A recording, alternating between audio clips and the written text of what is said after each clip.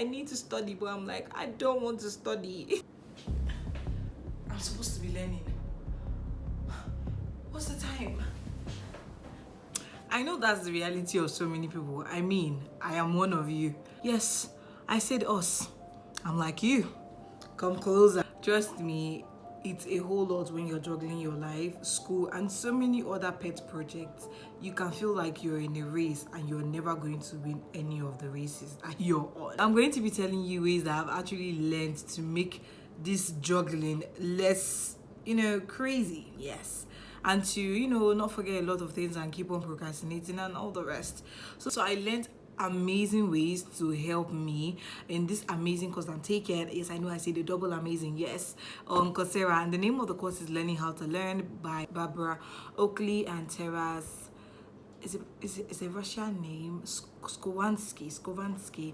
I'm sorry, Professor, if I didn't say your name right. But anyways, let's dive in because I am so excited to share the things that I've been learning and also things that I've been doing, to be honest. And I was quite excited to see that this is, I'm on the right path, and that is what they are also teaching in the course. So let's dive in. So first of all, let's talk about my routine. Let's start from the night before. So I always try to get a good night's sleep. I'm telling you, it's not easy.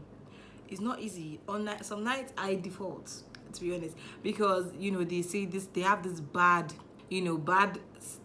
what will I say, bad aura circling like software developers that they don't sleep if you code into the night and all or not. And I'm like, no, you won't find me on that gang because I need to sleep. But trust me, you know that I default. I understand why they say that tech people don't sleep. God, I'm just coming back to my room by 12 o'clock at night because I had to go out to read. Because like when I'm in my room, it's not like I don't study, but like the temptation to sleep is very strong. I think that the thing that tech sis and bros have is that the energy to study comes optimally when it's going towards the end of the day and you feel you're going to be productive, and you are typically. But right now I just feel like I felt good that I finished like what I wanted to learn, but like I felt like, why can't I do it earlier? Why can't I do it earlier in the day and sleep well? Because I really love my sleep. So I think tomorrow I'm going to try and be more mindful about how I operate during the day, because I think that will help me to cover more ground and not feel like, oh, I need to sleep, because I love my sleep.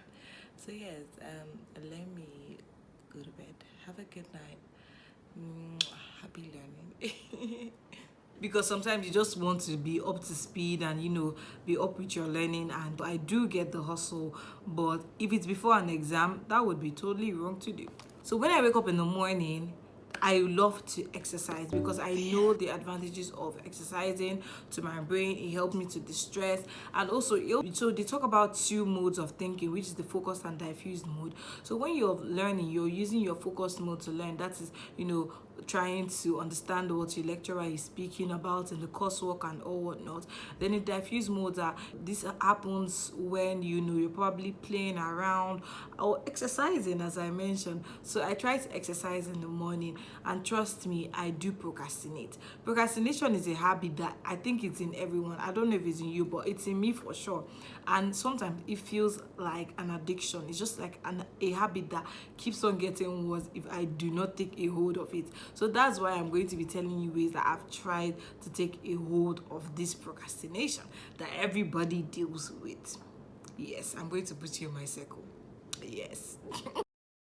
I find that when I exercise, I feel really excited, which is the dopamine in my body that is like, oh yes, thank you for working out. So I try to maintain this level of dopamine and not lose it by trying to like do a little bit of journaling. I'm not really consistent, but the main thing that I try to do is to write down a to-do list. So these are things that I'm going to be, trying to achieve throughout the entire day. Barbara in the course always advised that you do it a night before, so you can start preparing your mind to achieve this to-do list during the day. And I think that's something I'm trying to incorporate now, because usually I'm used to doing it the morning before, the entire shebang. Yeah. So trust me, I've tried a lot of routines, and this is one that I know has stuck with me because I also implemented an app called the calendar app. So the calendar app has the things that I'm doing throughout the entire day, as you can see, and I also try to implement new things every day. So usually there are already some scheduled activities on the app, but I try to also bring in, you know, particular activities that have peculiar to the day. So every habit has 4 parts, because this I'm trying to build, you know, my habits, and you know the habits creates my routine. So the 4 parts of a habit is the cue, the routine, the reward, and the belief. And these 4 things, don't forget them. Don't forget them. Every single habit has these 4 parts, including our dear procrastination. So the cue is the things that actually, you know, makes these things happen. So probably when we are learning and, you know, our phone does a little bit of pew pew and the sweet notification rings, and you now try to grab your phone and be like, oh, let me just see who's texting, maybe 1 minute I'll be back to reading. But trust me, just both the new book I'm reading and also this course has actually implemented multitasking is not something that us humans are built for. Let this sink in. Multitasking is not something humans are built for. We cannot do 2 things at the same time. If you're doing one thing, you're not doing another thing. And I think this is something I'm also trying to learn, because we are bombarded with apps that help us to do 2 things at once. We literally have the double screens on tablets, on iPads, on laptops for you to be working at 2 screens on the same time. I know that this can work with apps, maybe especially when you're moving files, but this is counterproductive. It's not productive at all. And I'm literally learning it now, and it's actually helping me, because trust me, sometimes I'll be on 2 apps at the same time. What am I doing? I'd rather focus on one and do that, then I switch to the other tasks than doing 2 same things at the same time. So anyways, that's for the cue. So we also have the routine, and the routine is what we call the zombie mode. So these are things that we do not think before we even, you know, act on. So such as like brushing your teeth, or, you know, probably in our learning perspective or concept, that would be you're already texting. The cue was when the notification rang, ping ping. The routine is now, you know, probably texting someone and actually forgetting that you're meant to be studying. And the reward is that feeling of pleasure of, oh yes, thank God I spoke to them, they had something important to say. You are skipping your time for study, madam. So the belief is now that, oh my goodness, why did I just wasted the time I studied, and I don't think I can pass these exams. So these are the 4 parts of every habit, and we double down on every single part and how to, you know, make sure that you're transforming your negative habit into a positive habit. So do you want to dive in? Let me know if you want to dive in. Keep that in the comment section. I'm giving you everything I learned, because to be honest, this course is so amazing, and I'm so honored that I got to even participate on it. Just tell you a little bit of tea. I actually signed up with the financial aid, so I participated in this course for absolutely free, and you can do that too. Just be really genuine, especially if you need the funding, and they'll be so nice to do that for you, okay honey? So yes, that's all the tea you should know. I talked about ways to help you with your cue.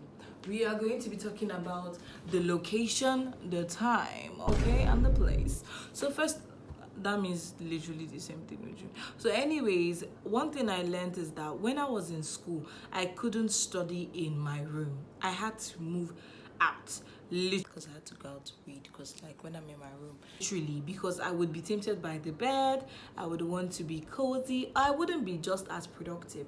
So I learned to actually move from my room out to another space to study. Then the timing, you have to choose a time where your brain is more active. I feel like I'm a morning person, so I try to work in the morning, because if it's at night, I might sleep. But trust me, if my exams on the line, I would actually study. Choose a time that works for you, because that would help you to avoid your cue. Maybe if you're already used to having like meetings in the evening, and you know that your phone is going to be ringing all the time, just choose the morning hours instead of trying to fix your studying time in a time that you know is not conducive for you. Why are you doing that to yourself? Let's move to the zombie method, which is the the routine. So in this zombie mode, which is the routine, have a plan, develop a ritual. That's like a routine. So this is what I do when I wake up in the morning and I exercise, and I try to write down my priorities, because I know that if I don't do that, probably I want to sleep in bed. Trust me, I would want to sleep in bed. Have you watched my routine video? I will sleep in bed. So, and one thing I know is that procrastination is actually like an addiction, and it slowly kills you. So that's why I'm always trying to work on my procrastination, and try and make it a little bit less than more, because I know that this is something that cannot be avoided, because there's good and bad procrastination. But that's a topic for another time. And also when I'm going out to study, because now we're trying to do in a routine.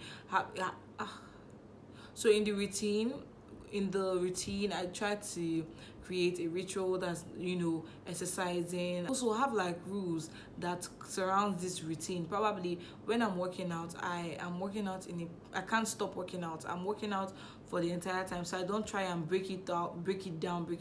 So have rules like when you're studying, no phones. There be phones. I don't think there should be phones. But anyways, so the Pomodoro technique would be so amazing for this. So you would time yourself for like 25 minutes, then give yourself a reward for studying. You are doing a lot of hard work and a lot of heavy lifting. So I always do this. So I keep like a pack of biscuits or something. Buy anything that you like, or maybe it can be going on your phone. But I learned that going on my phone during a break time does not make me more productive when I come back, because I tend to exceed my break time, and also break up my focus level. So what I try to do is maybe walk around the block, or maybe just run, I don't know, just chat with friends than going on my phone. This might not work for everybody, but that's something I've been doing more of, and I think that it has been really helpful on my learning journey. So if that's something you want to do, steal it from me, you're welcome. Try and eat your frog first. Yes, it's not easy. Sometimes you be like, oh, I want to do the hardest thing last. No, hon. Try and do the hardest things first. This is actually a book written by Barbara and Terrence, Eat Your Frog First. Trust me, it's always easy for you to want to move the most difficult thing to the back of a priority list instead of making it the number one thing. So that's something that I've been trying. It's not easy to do, because sometimes you really want to run away from the hard things. But this is something that has really helped make life easy, especially when I have a test or an exam coming up and I'm like, I need to study, but I'm like, I don't want to study. So let me now double down and tell you how I actually, try and study, my studying methods and everything. So in the course, there are some methods that Barbara talks about that will help you with your studying pattern and all whatnot. The first one, deliberate repetition. So that would be like in my school, I'm in Old School Africa. So when I finish like a particular video class, I always try to look at it again, especially when I'm confused. There's no harm in looking through a video 2 times, so that would help me to understand the concepts that I'm trying to learn, especially because there are new things I'm trying to learn. Then I also use the act of recall, so that's trying to bring out the main concept that was being taught about in the video. Out of the articles that are in the recommended, there's a particular article I read. It talks about the 30-second rule. So that's after learning anything you studied, try and write in 30 seconds everything that you learned from the course. Just try and write it down, and trust me, this has actually helped my brain to retain more. So when I'm studying, it's active learning and not just watching it for watching sake. So now it's time for my reward. Come with me. Cheers. I hope you're studying. So there's something we all have, which is called the long and short-term memory. Yes. So you notice that you can see someone today and not remember them. They remember their name the next day. Yes, this is the effect of the long and short-term memory. Sometimes it takes you reading something over and over again for you to learn that. Yes, and through the act of trying to learn, you're building your neural hooks. So you're basically trying to grab onto the concept that you're learning. And trust me, you're not alone on this act of trying to learn something over and over again. It's actually very, very popular. And what you're doing is you're trying to dive deeper into your memory and to build a muscle, because everything is actually you're building a muscle towards learning that new concept. It's fun to know that we all have outstanding visual memory. I remember when I used to be in nursing school, when I'm learning a new system, I would try to watch a YouTube video, specifically the ones that made with illustrations or cartoons. Yes, that would be the only way I could get it. Like, I would not understand, with the entire human body, blah, blah, blah. I would only get it by watching cartoons or videos that have illustrations in them. So that's to show that we all have outstanding visual memory. So it will be very nice when you're trying to learn a new concept, that you try to form a picture of what you're trying to learn. So that was how I passed nursing school. Yes. Some apps that have worked for me are Notion and the calendar app, and also my timer.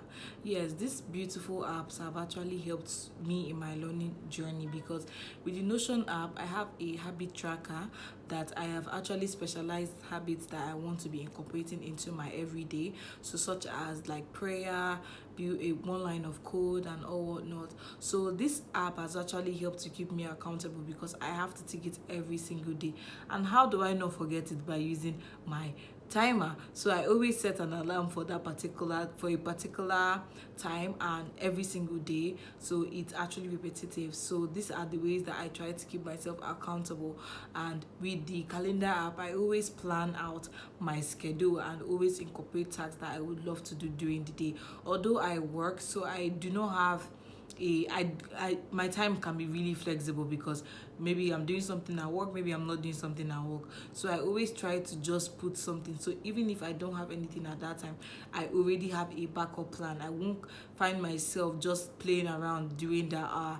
Instead, I'll be double down trying to learn something new, or maybe just I'm always doing something. It's not like I don't have time for family. You should have time also built out for family, but trying to have so Barbara talks about when you're building your time, so Barbara talks about when you're trying to schedule time for things, also have a time where you shut down your learning. So maybe you cut it off at like 6 and say, oh, no learning after 6. So this actually makes you to be more productive during the day, because after 6 you're going to be with family and you're going to be with friends. And trust me, you might even be so easily distracted at that hour. So it's actually better that you cut out your learning earlier than late. Thank you so much. I hope that this video actually helps you in some of your learning, because these are things that I've been trying to do, and they have actually helped me a lot with learning software engineering.